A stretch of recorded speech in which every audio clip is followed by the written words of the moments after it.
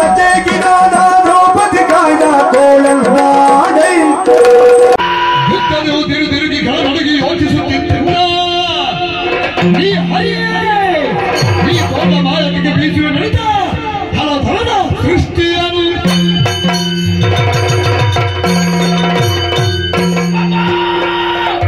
ಹರಿಯಬೆಟ್ಟೆಯಲ್ಲಿ ಕಾಳಾಕಾರಿಯಾಗಿ ಹೊಯ್ದಾಟ ಆರಂಭವಾಗಿ ವರುಷ ಸಹಸ್ರ ಸಂದು ಹೋಯಿತು. ಕಾಯದ ಕಥವು ಇಂಗುತ್ತಾ ಇದೆ, ಕಣ್ಣು ಕತ್ತಲೆ ಬರ್ತಾ ಇದೆ. ಹಾಗಾದ್ರೆ ಇಷ್ಟರವರೆಗೆ ಸಾರ್ವಭೌಮಕರಾಗಿ ಮೆರೆದಂತಹ ವಿರೋಚನನಿಗೆ ಅವಸಾನವೇ ಇರಲಾರೆ.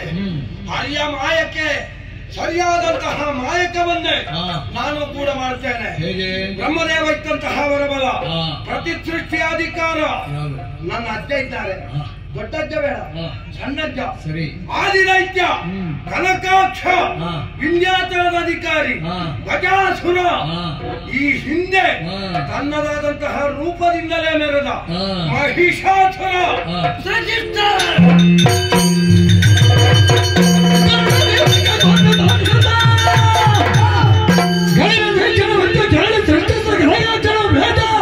ಹರಿಮಾಯೆಗಳು ಸೃಷ್ಟಿಸಿದ ಹೇಳಿದ ಅಷ್ಟು ಮಂದಿಯನ್ನು ಅವತ್ತು ಯಾರು ಬಂದಿದ್ದಾರ ಅವರನ್ನು ಮತ್ತೆ ನಾನು ಸೃಷ್ಟಿ ಮಾಡ್ತೇನೆ.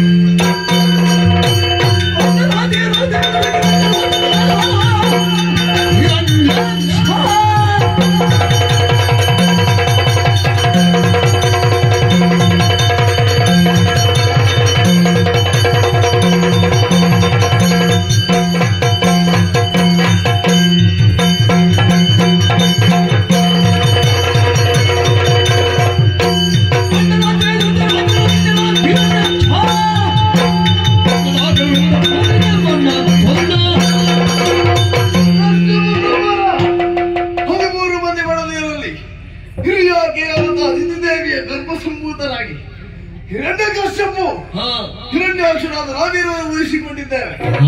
ಉಳಿಸಿಕೊಂಡ ಸಂದರ್ಭದಲ್ಲೇ ತಾಯಿಯಾದವರು ನಾವು ಮಾಡಬೇಕಾದಂತಹ ಕರ್ತವ್ಯವನ್ನು ನಿರೂಪಿಸಿದಾಗ ನೇರವಾಗಿ ಕಾರಣವನ್ನು ಸೇರಿದೆವು.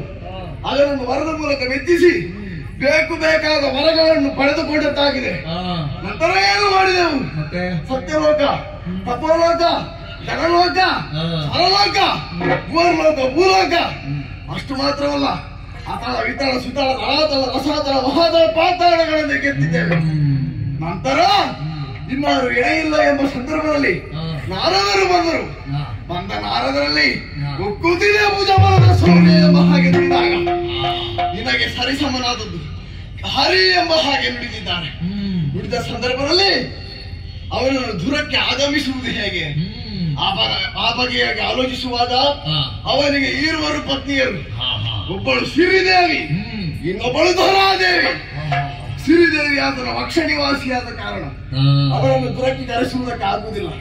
ಬದಲಾಗಿ ಧರಾದೇವಿಯನ್ನು ಪೀಡಿಸಿದೆ ಎಂದಾದ್ರೆ ಹರಿ ದೂರಕ್ಕೆ ಬರ್ತಾನೆ. ಹಾಗೆಂದು ಎಡ ಕಾಲಿನಿಂದ ತಲೆಗೆ ತುಳಿದೆ ಎಂದಾದ್ರೆ ಮಾರಣ ಶರದ ಉರಿಗೆ ಬೆಳೆಯುವಂತೆ ಮಾಡಿದಂತಹ ನಾರಿಯವರುಗಳು ಆಗಮಿಸಿದರು. ಬಂದ ನಾರಿಯನ್ನು ಬೆನ್ನಟ್ಟಿದರೆ ಎಲ್ಲಿ ಹೋದಳು?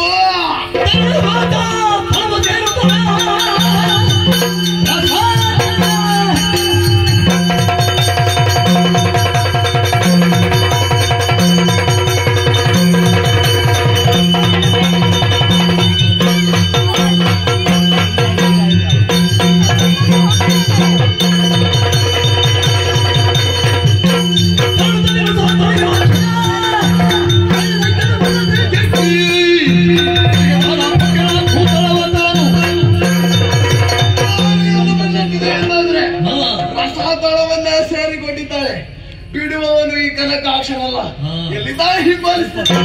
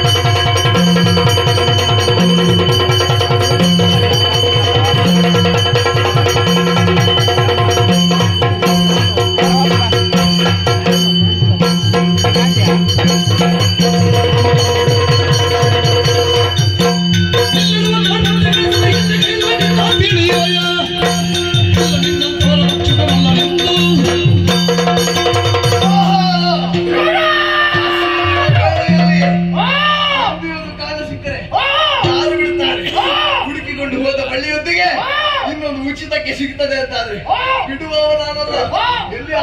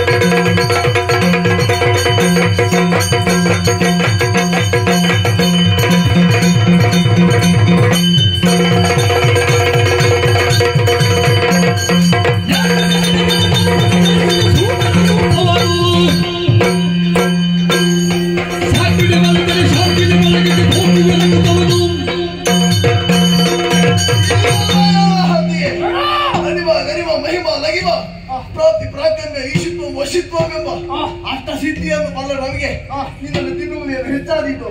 ಒಳ್ಳೆಯ ಮಾತಿನಲ್ಲಿ ಹೇಳ್ತಾ ಇದ್ದೇನೆ, ನನ್ನ ಕಾರ್ಯಕ್ಕೆ ಅಡ್ಡ ಬರಬೇನು. ಬಂದೆ ಎಂದಾದ್ರೆ ಆಹಾರವಾದಿದ್ದೀನಿ.